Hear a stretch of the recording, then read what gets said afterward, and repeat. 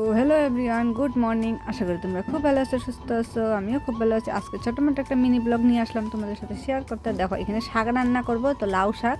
তো এখানে লাউ শাকটা সুন্দর করে দেখো, শাকটা তো আমি বসায় দিছি লাউ শাক। আর লাউ শাক কে কে খাইতে পারছো অবশ্যই কমেন্টে জানাইও। আমার তো খুবই ভালো লাগে। আর দেখো গরম গরম ভাত হয়ে গেছে, তারপর শাক নামায়া নিলাম। আর এখানে বাঁধাকপি ঘন্ট করব মটরশুঁটি দিয়ে। তো একটু বাঁধাকপিটা ভাপাইয়া নিতেছি, তারপরে বসাবো। তো দেখো তরকারি তো বসাইয়া দিছি, বাঁধাকপি ঘন্টটা এদিকে ভাপানো হয়ে গেছে। আর দেখো রান্না বান্নাও শেষ কিন্তু আমার। আজকে বাঁধাকপি ঘন্ট আর শাক, বাস। আজকে আর কিচ্ছু রান্ধি নাই।